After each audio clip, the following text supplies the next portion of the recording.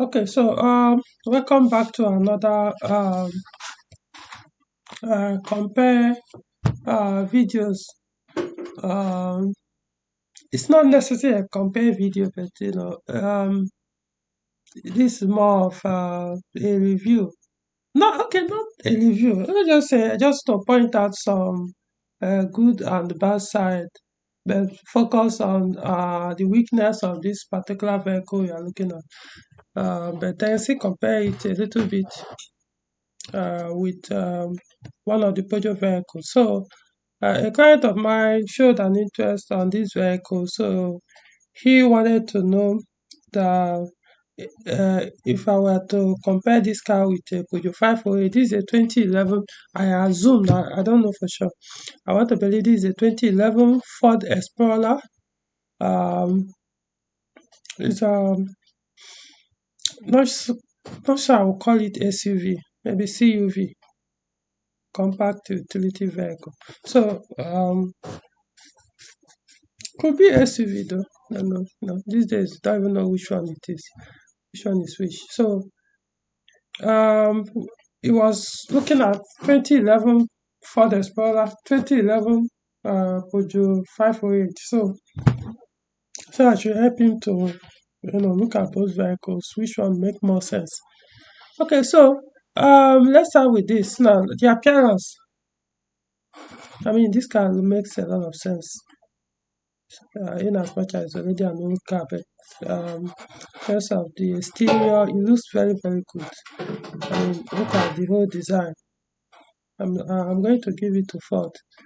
They really tried. Even when I see the vehicle, even to be honest, I don't even know which. I can't tell how to identify the years of production of the Ford Explorer. But I know this particular model, this one they call it U502, if I'm not mistaken. So this one um looks very good compared to the earlier models. So let's look at the rear view. Yeah, so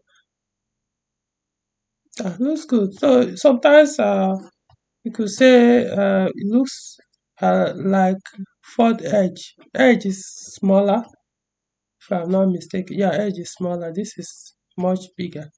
Which is why sometimes I wonder if it's truly a CUV.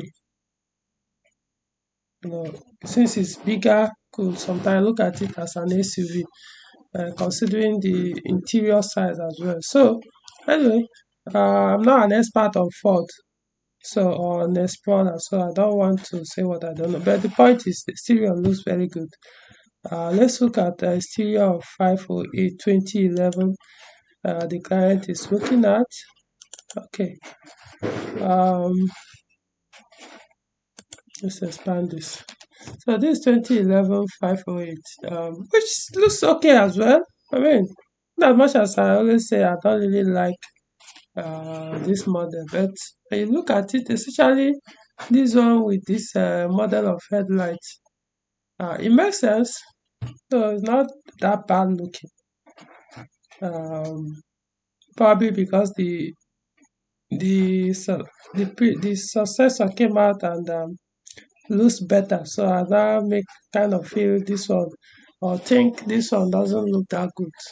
You yeah, from here it looks very good.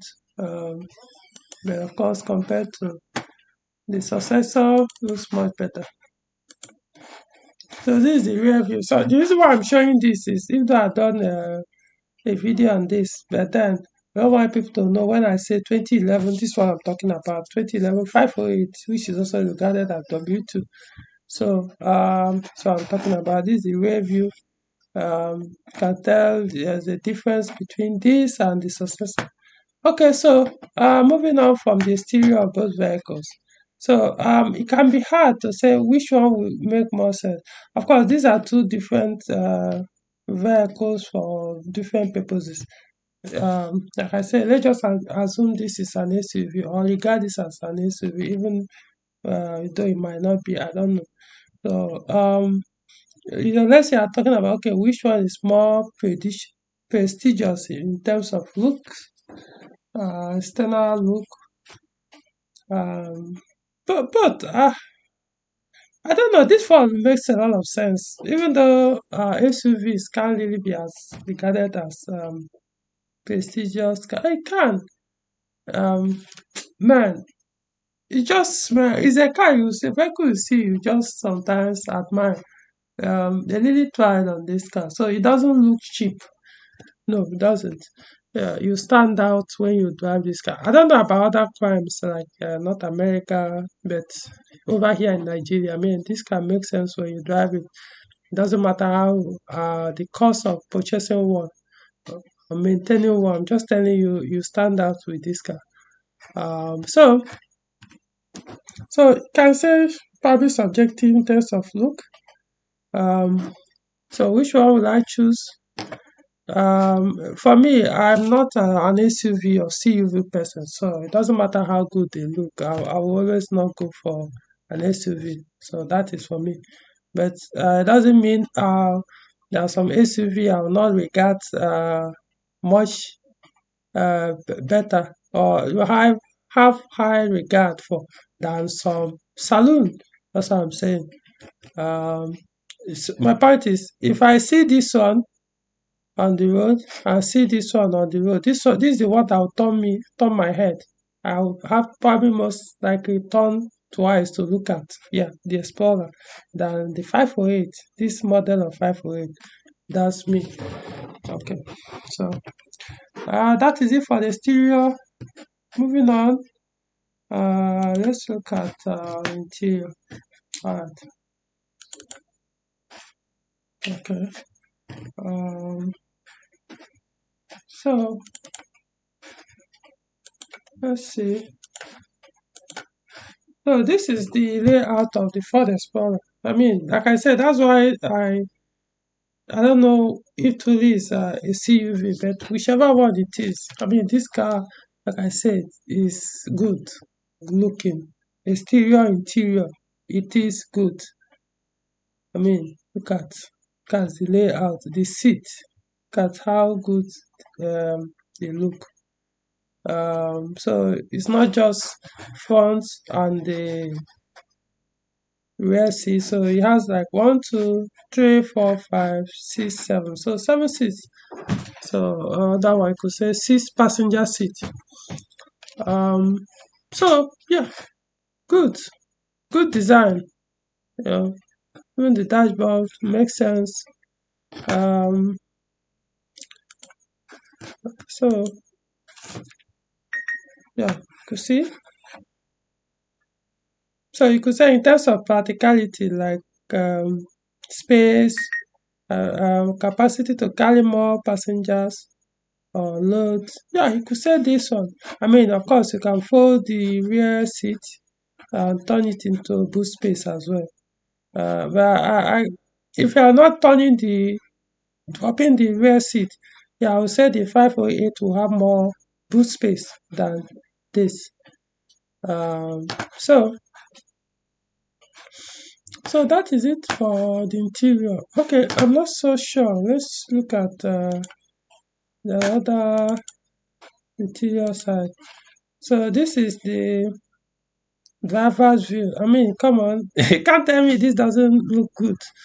As old as this vehicle is, 2011. Look at, I mean, no, I mean this car looks makes sense.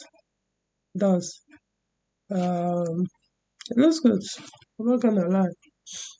Yeah. I mean, as old, I remember it's 2011, so it's not like modern cars that now have almost. And funny enough, as early as 2011, this is touch screen, this Sony, that it appears to be standard, maybe at least for the V6. I'm not sure about other models. This touch screen as early as 2011. How many cars have started doing touch screen at that time for their radios? So kind of impressed. I don't know about this, if this the display is touch screen. Um, I want to believe this is touchscreen. I can't know for sure before I make a mistake. But the way it appears here as if it's a touchscreen, who knows? No, it just looks good anyway. The instrument panel, the steering, the door window switches, the master switch. I mean, it looks good. Okay, so now look at the 508 interior. Even though I know we've looked at it before. So this one is not so bad looking. Look at it. It looks very good as well. So um you could ask me, I'll say both looks very good. You can't really say one is better than the other. Yeah. Somehow when you look at the Ford Explorer, I kind of look as if it looks better, has better, but when you look at this one as well. So yeah, I can't make. It may be difficult for me to score, uh, both in terms of the interior looks or design. Yeah, okay, very good. You know, so let's check. So this is the boot space I was talking about. So you can actually drop the two rear seats and have more space.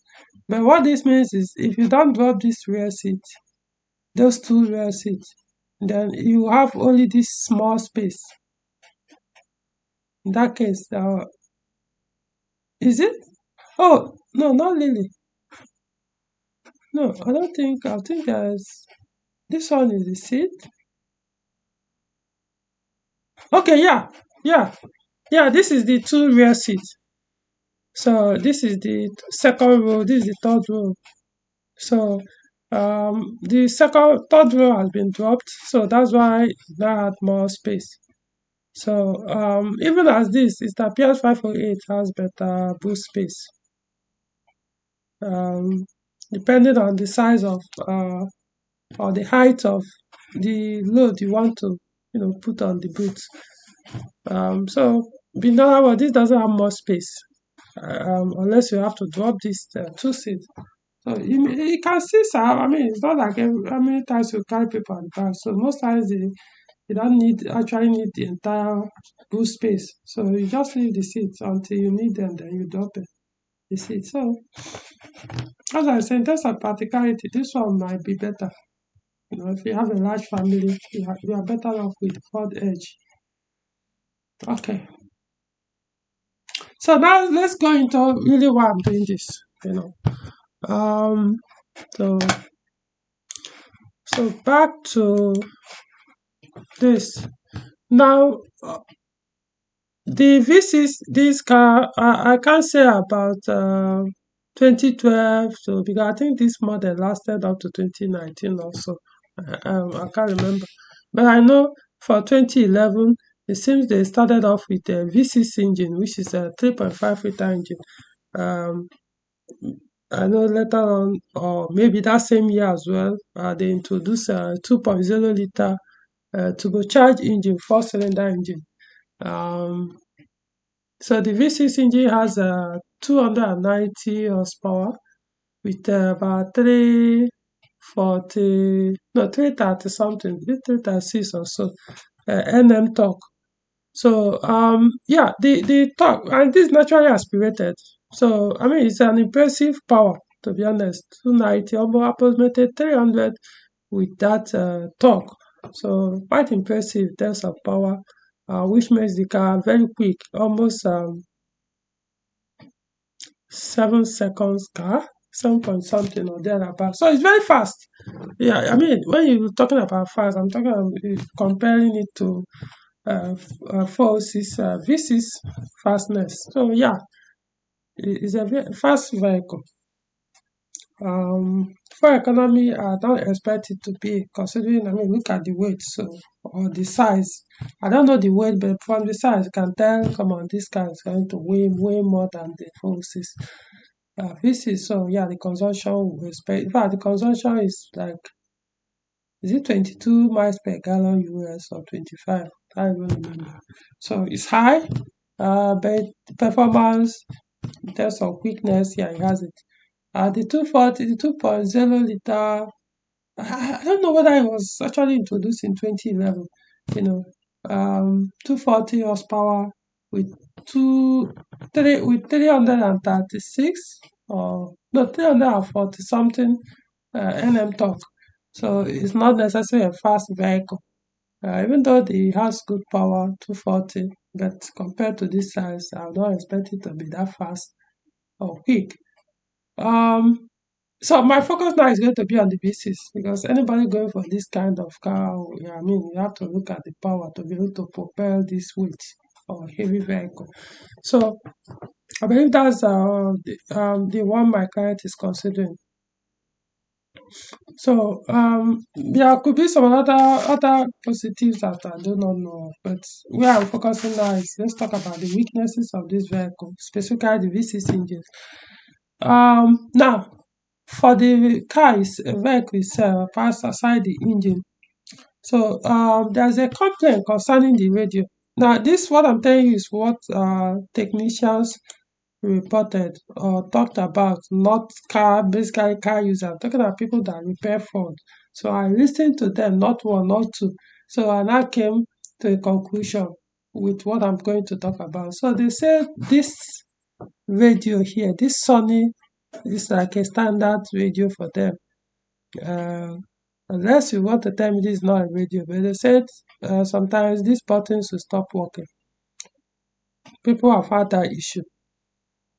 And for that, you will not have to replace is it the screen or the buttons? Honestly, they was saying that thing. I wasn't really sure what they were trying to explain, but two persons, and like I said, technicians, mechanics, call them whatever, they are the ones saying this that because their customers came in quite a number with this issue. So expect that this might happen to the one you intend to buy or the current one you have if you have not experienced it. Now solution, of course, maybe buy another one, stock one, or I believe by now there should be an Android that you can swap in and then do away with the stock one. But I mean, this makes a lot of sense. I'm talking about looking at the whole thing. It might not be the touch screen. Maybe I'm mistaken, you know. So who knows? So you might end up buying the Android and give a permanent solution because if you buy another used one, stock one or new stock one, you might end up with this same issue. Unless maybe subsequent years they now improved and fixed the problem.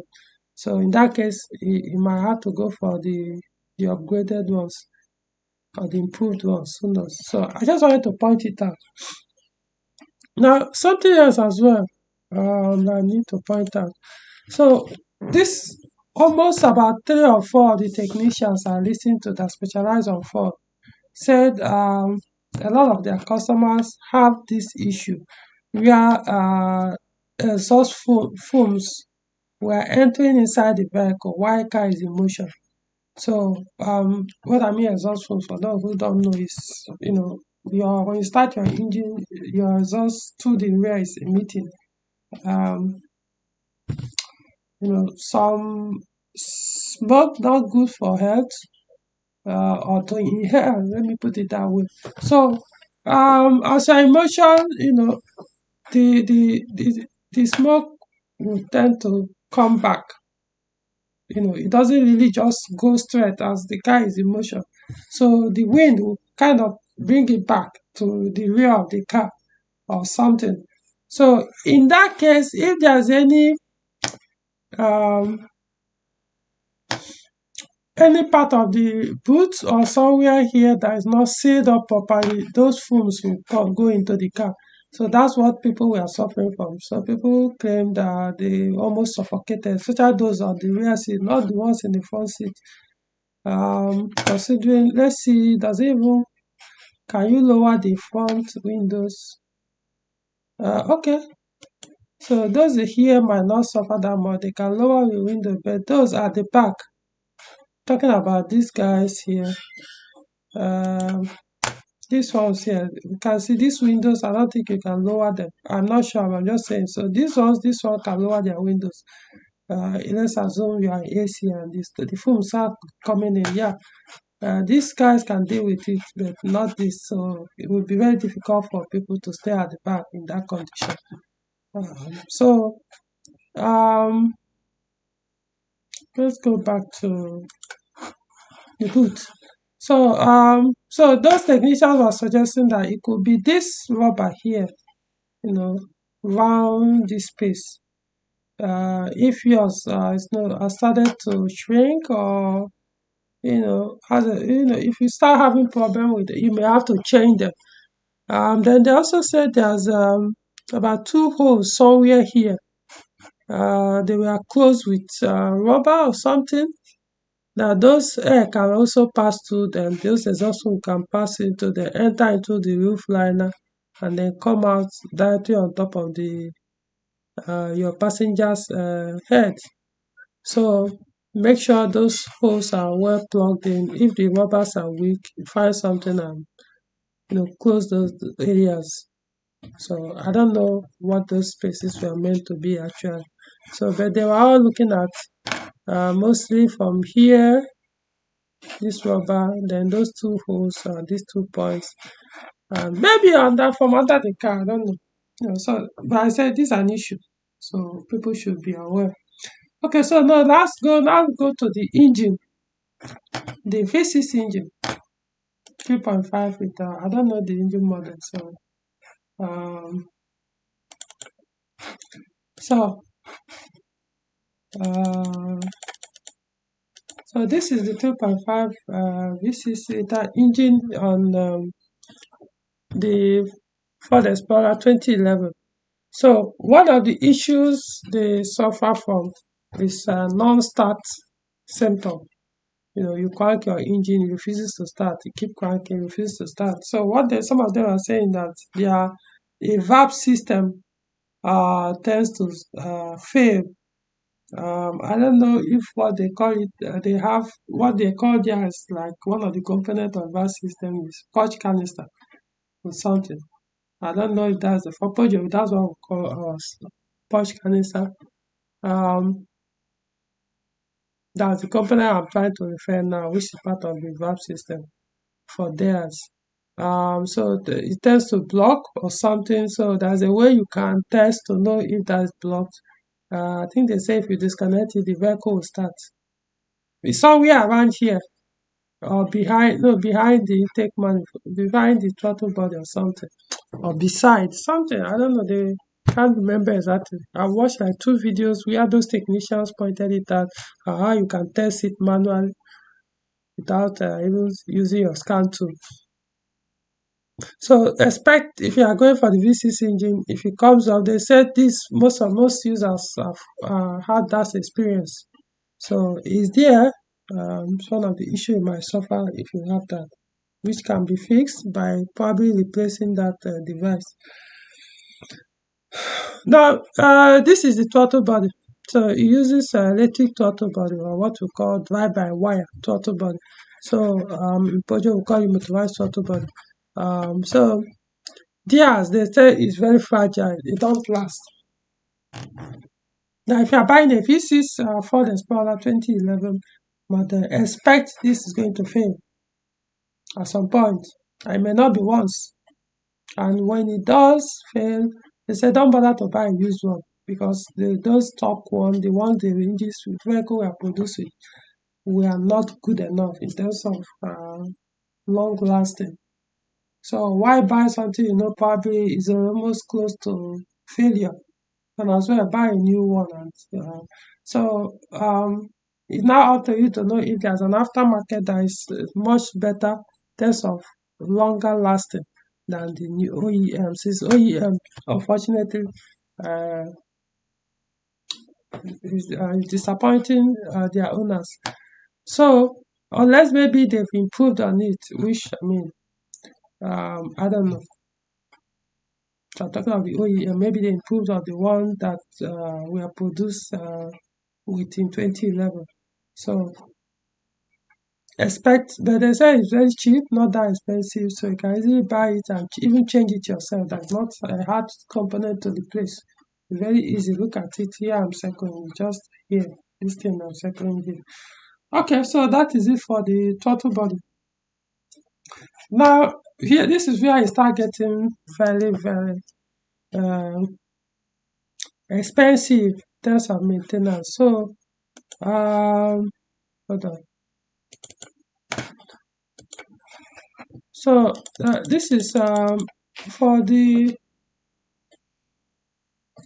2011 models, specifically V6. There are some you will see. You will see a badge written AWD, if I'm not mistaken, or is it 4WD?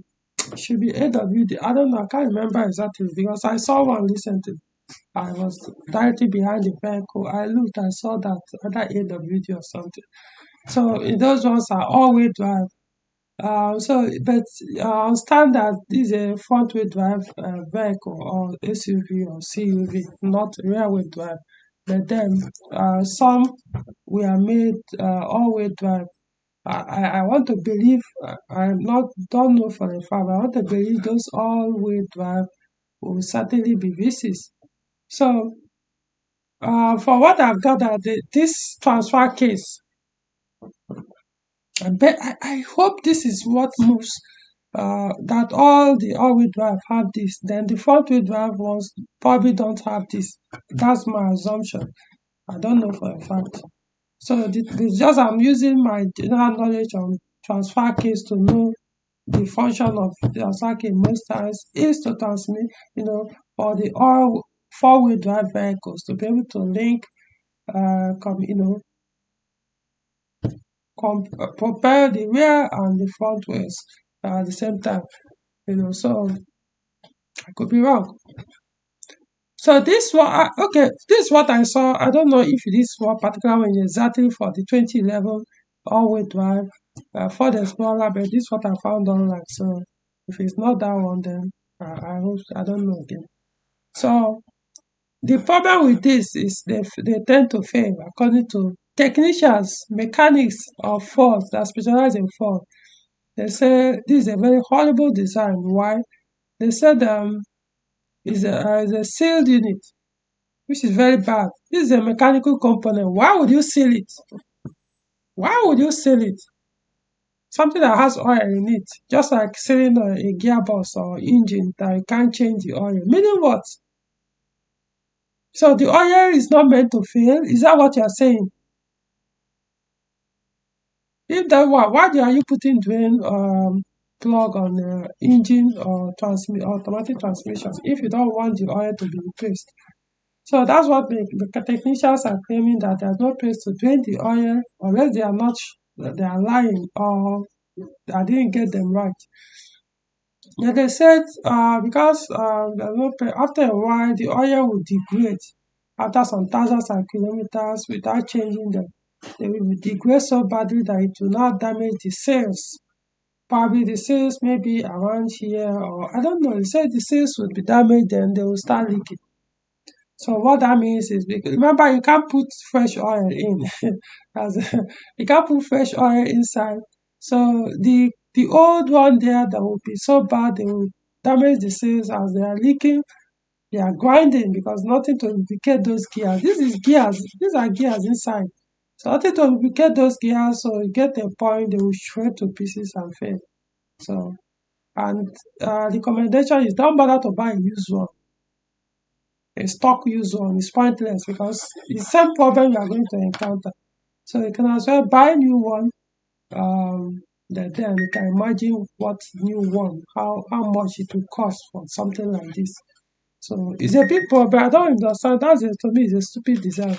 Why wouldn't you put drain plug and filler plug so that it can be serviced just like say a gearbox? I mean, stupid way of doing designing something. I don't know. So what they now advise is if yours fail, you look for aftermarket. Maybe at some point, maybe before 2014 or thereabout, they now change the transfer case and put the one that you can service, because this one can be serviced according to them. So it's like a unit they do. If you fail, you throw it away, buy another one. So maybe there's a stock one that can now be serviced, but they said there are some aftermarket that they put the drain and the field plug on them. So you buy them new and put, and then problem solved. You'll now be servicing them. There's one I saw here. I don't know for a fact if it's actually um, for 2011 fault. It doesn't look like that one. We'll just check. But I think something like this could make sense. To say, okay, this is the drain plug. This is the filler plug. Something. I don't know for sure. Don't quote me. It may not be. It could be something else. But at least there should be a drain plug somewhere, maybe even lower around here or directly under, not even here. So that the entire oil will go out. The filler plug will probably be on top or something, or by the side, you know. But but if you ask me, I will tell you this: don't even bother to buy all-wheel drive. It's not about, oh, go and buy one that you can serve it. To avoid this headache, don't bother to buy all-wheel drive. Go just look for the front-wheel drive ones, period, and buy it. Forget about the four-wheel drive. If you buy the four-wheel drive, I mean, it's not like they increase the power in the four-wheel drive. The same power, the same 290 horsepower for the V6 and the torque, if I'm not mistaken. So four-wheel drive to me might even make the car vehicle a little bit slower. I don't know for sure. So, but that's how I see it. So I just avoid it. Go for full front-wheel drive to avoid more headache or adding more headache. Now let's get to the main issue I considered a major weakness on this engine. That is the water pump. The water pump. This is the worst design I've ever seen. As much as I like this car, like the engine, the performance, the power, the whatever, the worst design. Now this engine is chain driven. You can see the camshaft pulleys here. So this they actually appears to be single camshafts, just like the engine, V6 engines on Hondas, such as the JY352 engine and JY351 on Honda Accords. So this one, they appear, so I don't know for sure, but for what we can see here. So, but the point, you see where I'm coming from. These are chain-driven timing. Now this is the water pump. Right inside the timing chain chamber. The worst design I've ever seen. So you can see the sprocket on the water pump. This is the water pump here. So meaning that the chain on the camshaft sprocket is what drives the water pump. For as long as timing chain is concerned, the entire timing chain chamber is sealed off. That's not that I can't open it, but my point is you have to seal it so that the oil, because oil has to work with the timing chain. So this entire place is constantly being lubricated. Oil flows constantly. Here, the sprocket, the chain, and the rest. So to keep the chain cool, you have to cool the chain as well, prevent it from failing, stretching, and the rest. They are mechanical components, so you have to keep running with the oil since it's not a belt. If it's belt, then you will see oil here. So this is a stupid design, because what now happens is eventually water pumps most times over time will start leaking. So what most people now started suffering is they started losing their engine. Their engine started to damage because there are cases where the water pump will start leaking coolant from this side, from the sprocket of the water pump. As it's leaking, the oil, the coolant is mixing with water, and because of probably lack of information on that, they won't catch it on time, and they will damage the engine. So there's nothing you can tell me that will make me say, hey, this is the best of Honda. No, Ford. I mean, who thought about this? This is the worst design I've ever seen. I don't know. I mean, look at it. Look at it. This is the water pump. This is the timing chain with the guide here. This is the tensioner, timing chain tensioner, if I'm not mistaken. So, I mean, this is what you have to go to remove this water pump when it start leaking. So once this is spoken, so once it start leaking coolant, look, this is almost the oil pan. Oil pan is directly under here, and the oil pump is somewhere under here. So it start leaking, it just direct.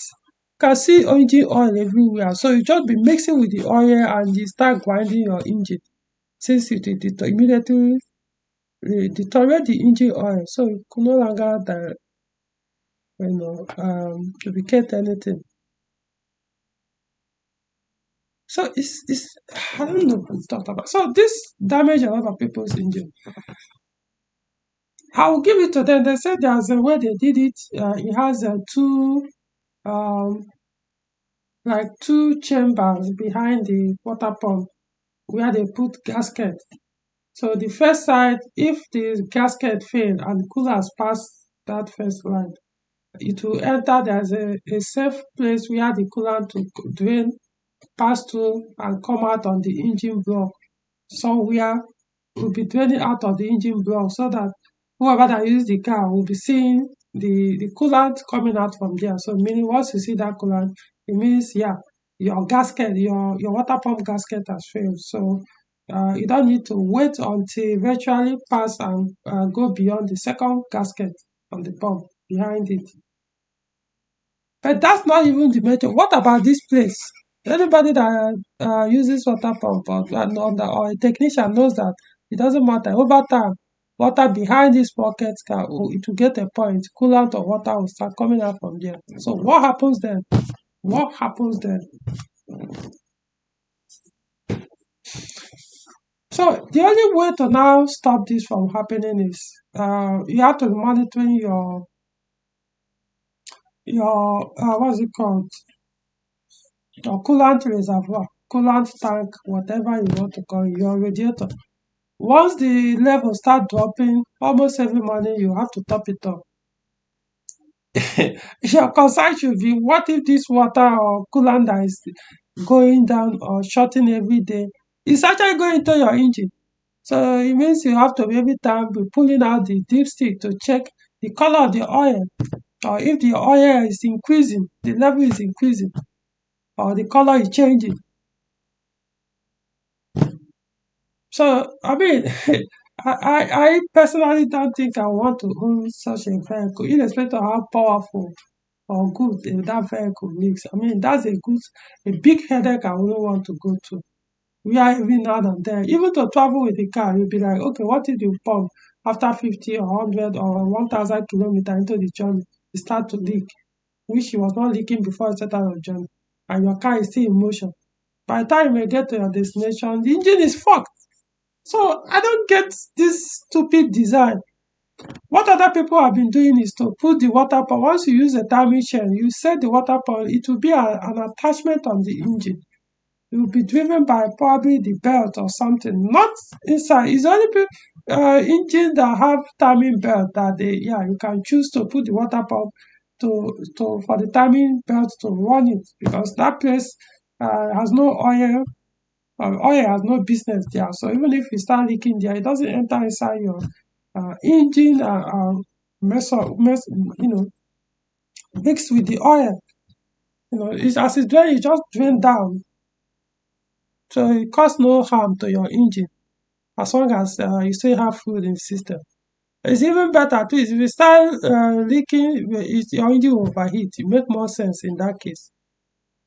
But this one, it's not even about your engine may not even overheat. You just keep mixing up. I mean, it's even better that your head gasket fails in this case than this. Because if your head gasket fails, let's even if it fails and start to pass coolant into the oil pan, fine. I mean, as soon as it fails, the car will start overheating. So that alone will even alert you to stop. once it start overheating, so you may not even get a point, even though you are starting mixing with oil, you don't get a point where it will wreck the engine. But this one, so there won't be any overheating because fluid is still in the system. So by the time you know it, the fluid level in your engine must have increased. I mean, imagine as it keep increasing, you won't know until next. By the time you start hearing grinding sound in the engine, it might be too late. So it's a bad. Maybe there is a sensor or something that monitors to know water when water enters inside the engine and start mixing with oil.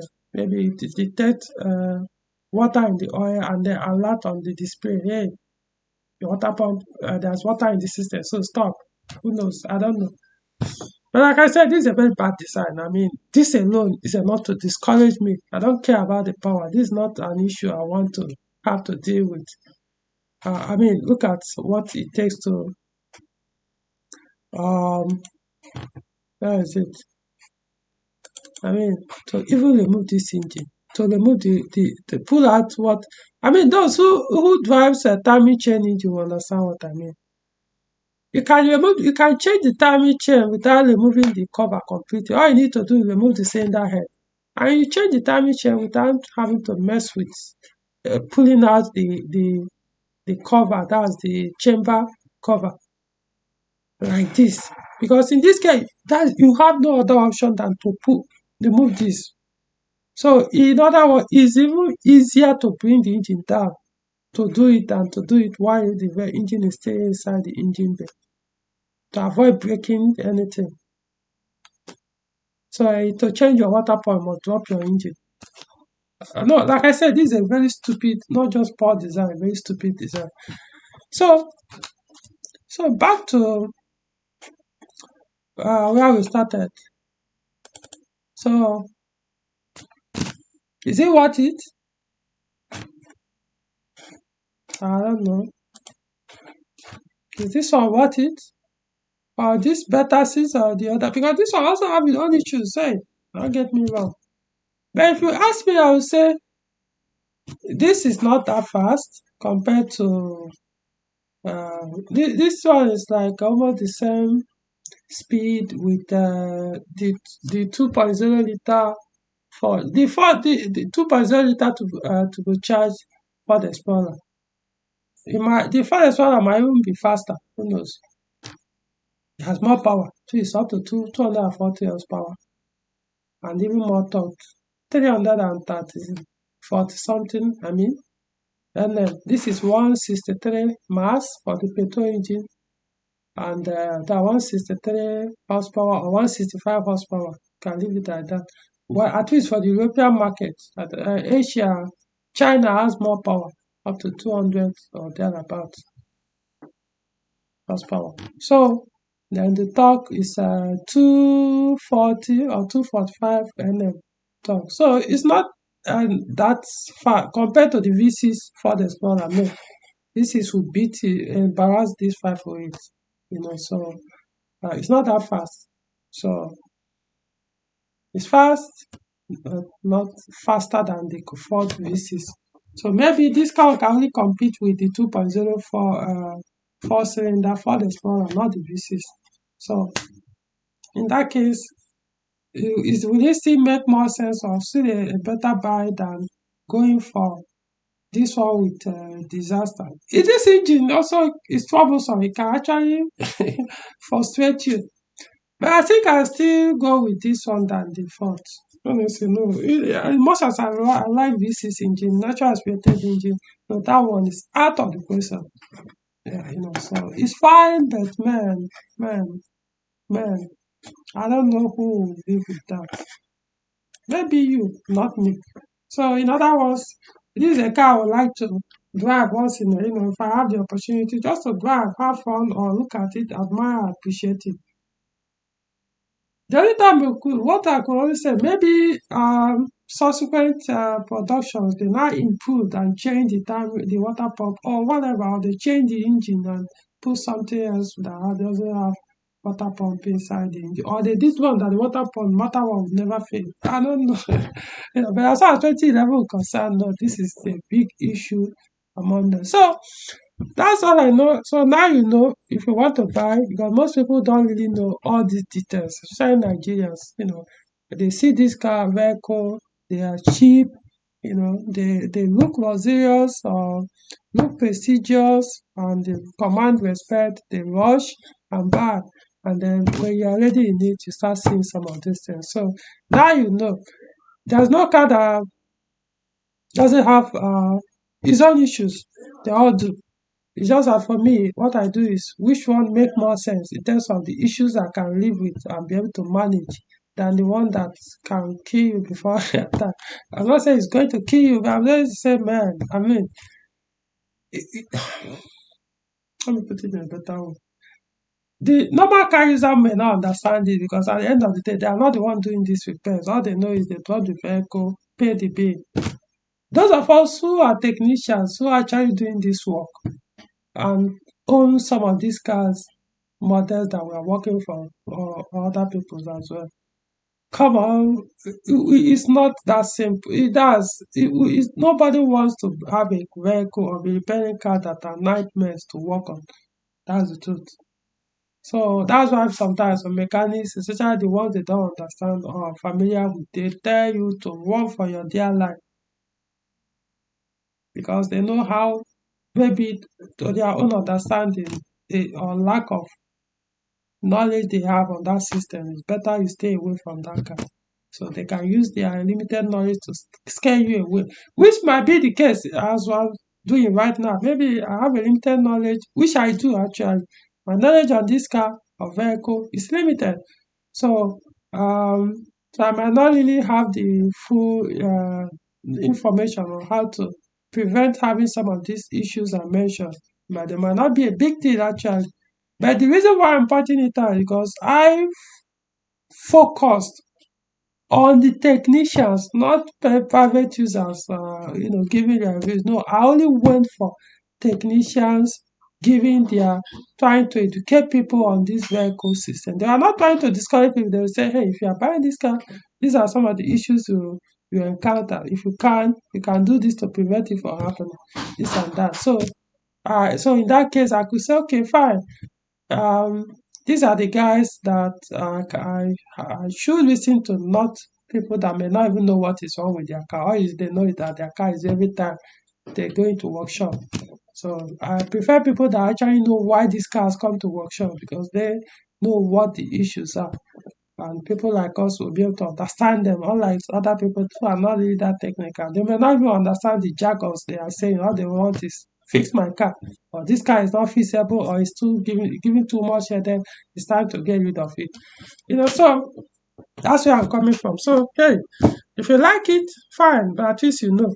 Maybe there are subsequent years of this model of Ford Explorer. There was a big improvement. Some of these issues were fixed. It's possible. I'm just focusing on 2011, and I didn't do or talk about the four-cylinder, which might be a better option to avoid these engine issues. Aside this other problem I mentioned, like the radio, the exhaust fumes. So maybe that one might be better. Who knows? In future, we'll talk about it. So that's all I have.